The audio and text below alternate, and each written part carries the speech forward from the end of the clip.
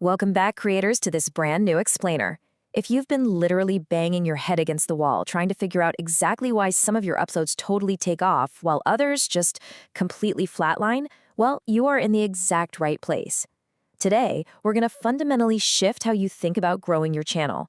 We're breaking down the ultimate guide to YouTube's watch time optimized A/B testing feature. Seriously, it's time to stop guessing and start actually knowing what gets your audience to click and, more importantly, stay. Okay, let's dive into this. Here's our roadmap that'll take you from a struggling creator to a master of channel analytics. First, the A/B testing secret. Second, watch time defeats CTR. Third, testing titles and thumbnails. Fourth, psychology of winning variations. And fifth, rules for small creators. All right, section 1, the A/B testing secret, because guessing what works is a thing of the past. You know the old routine, right? For years, creators basically just had to rely on gut feelings. You'd swap a thumbnail a few hours after publishing and just kind of cross your fingers, hoping that analytics line would go up instead of down. But thankfully, guessing is over. A/B testing for titles and thumbnails is this built-in YouTube feature designed to find the specific combination that drives the highest overall watch time. And I really want you to pay close attention to that last part. The algorithm isn't just looking at the initial click anymore. It's actively measuring what happens after the click. It wants to know how long viewers actually stay glued to their screens once your packaging gets them in the door. Moving right along to section 2, watch time defeats CTR. Okay, we need to do some serious myth-busting here. I'm going to ask you a very direct question, and I want you to answer it honestly based on everything you've ever been taught about YouTube. Does the highest click-through rate always make a video the winner? I mean, for a long time, the entire creator community absolutely worshipped CTR. We all thought, hey, if we can just get the most people to click, we automatically win the algorithm game. Let's see if that's actually true. Now, what's really interesting about this slide is how it completely shatters that old assumption. Look at version A. It got a massive 12% CTR, but viewers only stayed for 2 minutes. Version C got 10% CTR and 3 minutes of watch time. But look at version B. It literally has the lowest CTR of the bunch at just 8%, but it generated a massive 7 minutes of average watch time. And because of that, version B is the definitive winner. It might pull in viewer initial clicks, sure, but the people who do click are highly, highly invested. And that brings us to this absolutely vital insight from our source material. YouTube focuses on watch time share, measuring not just the click, but viewer satisfaction. That right there is the magic phrase, viewer satisfaction. Because look, clickbait might easily get you a 12% CTR, but if the viewer feels tricked and bails after 2 minutes, YouTube notices. Long-term channel growth relies entirely on viewer satisfaction, which makes watch time-based A/B testing infinitely superior to just testing for clicks. All right, section 3, testing titles and thumbnails. Let's get into the practical masterclass here. Now that we totally understand the philosophy, let's look at a real-world scenario. Say you run a tech channel, and your base topic is a hypothetical Google Gemini Omni tutorial. You've literally spent days editing this amazing AI tutorial, and now you just need to package it perfectly. Here's the cool part.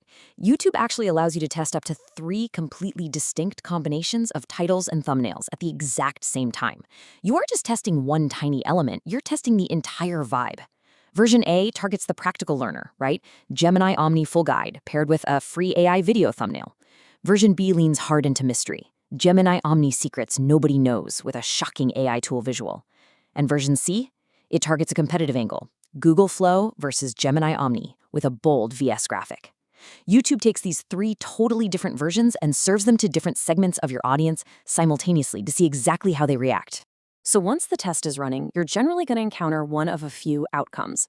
Let's walk through the first 2. In the case of a clear winner, version B pulled in 950 hours of watch time, which drastically outperforms A and C. The algorithm just definitively declares B the winner. Simple. But sometimes all versions pull in almost the exact same watch time, like 510, 520, and 500 hours. When that happens, the test result is perform the same, meaning no single option really gave you a meaningful advantage. However, there is a third, incredibly frustrating result you might see: inconclusive. This basically happens when the algorithm just doesn't have enough data to make a solid call. Why does it happen? Well, usually it's because the video has too few views overall, or it's just not generating enough impressions in the algorithm yet. But honestly, very often, It happens because the creator stopped the test way too early. Patience is absolutely key here, guys. Cutting a test off after just a few hours basically guarantees you're going to learn nothing. Which brings us to Section 4, Psychology of Winning Variations. Let's explore the art behind the science. So how do we make sure our tests actually give us distinct winning data? Well, we have to avoid the absolute biggest mistake creators make, which is doing it the wrong way. Testing Gemini tutorial against Gemini full tutorial is basically useless because the differences are just way too minor. Instead, we do it the right way by targeting entirely different psychological angles. Option 1 is a straightforward full tutorial.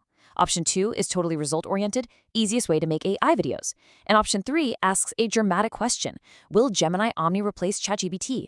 By offering completely different psychological hooks, you're giving the algorithm incredibly clear data to work with.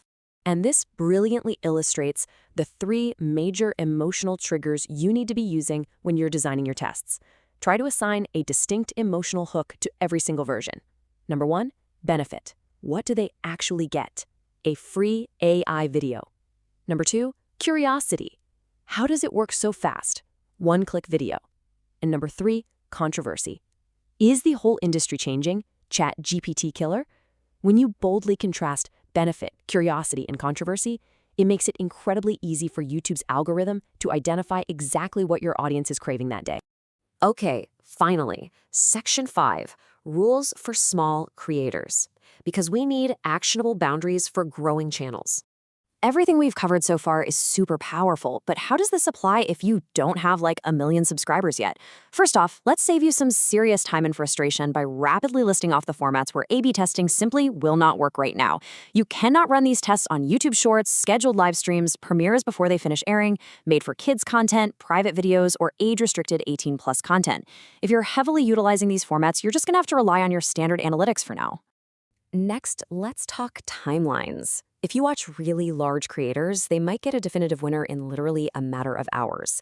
But for high-traffic channels generally, expect it to take about 2 to 3 days.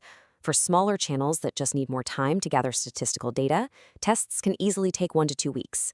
In fact, YouTube explicitly states that a test may take a maximum of up to 2 full weeks. So again, please do not be impatient. Let the system do its job. So the crucial point is, when are you actually ready to start testing? The golden rule outlined in our guide is the 500/5000 rule.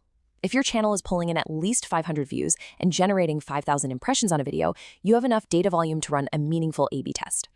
If you are regularly hitting below those metrics, your tests are highly likely to just come back as inconclusive. And honestly, your time is way better spent focusing on your core content creation. But if you do meet those numbers and you're ready to dive in, I have an amazing insider tip for you. Test on older evergreen videos first. Think about it. When you upload a brand new release, its initial velocity is incredibly important, right? If one of your test variations completely bombs out of the gate, it could seriously hurt that initial growth. By safely learning the A/B testing ropes on evergreen content, stuff that consistently pulls in a steady stream of views anyway, you figure out what works without risking your newest masterpiece. Wow, okay, we've covered a tremendous amount of ground in this explainer today, from understanding that watch time is the ultimate king to deploying those 3 distinct psychological hooks. Now the power is entirely in your hands to finally stop guessing and start testing. So I want to leave you with this one provocative question as you go to upload your next project. Which emotion will your next thumbnail trigger? Benefit, curiosity, or controversy? Think about it, set up your test, and let the data decide. Thanks so much for joining me on this explainer, and hey, happy testing!